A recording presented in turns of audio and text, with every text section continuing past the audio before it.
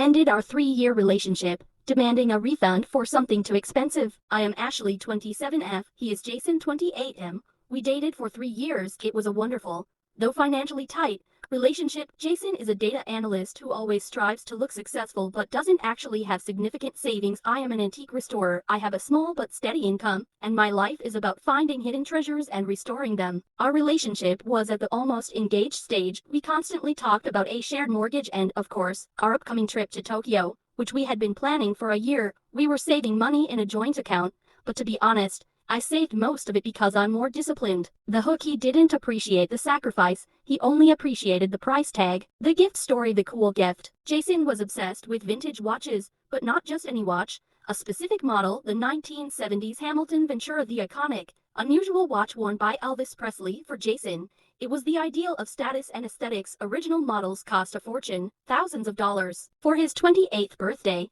I decided to do something that would top any gift he had ever received. It wasn't just a purchase, it was an operation. I found an almost destroyed Ventura at an auction. I spent for months working on its restoration. I stayed up late, searching for original parts, and invested almost all my savings into it. Purchase and restoration, $1,500. This was the money I had saved for my part of the Tokyo trip. Customization, the most important part. Using my connections with jewelers, I obtained a tiny piece of a meteorite, yes, a real, tiny one, which I embedded in the mechanism as a hidden element. I knew he loved astronomy, and this was our secret code. The back was engraved with our inside joke: time is ours, A&J, always. I gave it to him. His reaction was priceless. He cried. He said it was the best gift of his life. He promised to wear it forever. That was 6 months ago. The climax: the discovery. Last month, Jason started acting weird. He became nervous, constantly talking on the phone about a deal and how he needed an upgrade to look serious. A few weeks ago, we went to his firm's corporate party. I, of course,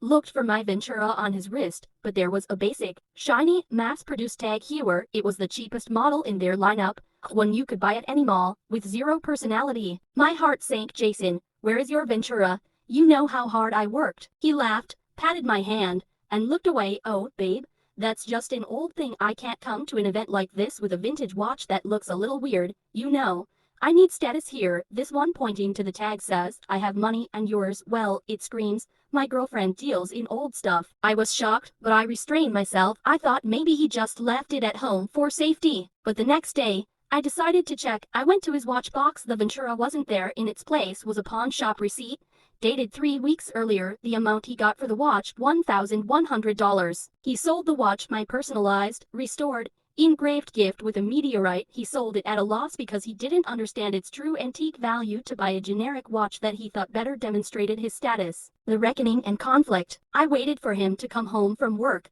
I placed the pawn shop receipt and the empty box on the kitchen table. You sold the Ventura. It wasn't a question. He frowned. Ashley, why do you keep whining about this watch? Yes, I sold it. It was cool, but I needed a professional look. I added some money and bought the tag. It's a logical investment in my image. A logical investment. I felt my hands starting to shake. Jason, I spent all my savings, giving up Tokyo next month, to get you a gift that meant something, and you tossed it away like trash to buy a mass-produced counterfeit that you think will make you cool. You disrespect me, my gift, and my sacrifice. He yelled. You're making a mountain out of a molehill. It's just a thing. Why are you so hysterical over a piece of metal? This is where I moved to the revenge. That is my Aida question. If it's just a thing, Jason, then let's talk about another thing. $1,500. You will return this money to me by the end of the month.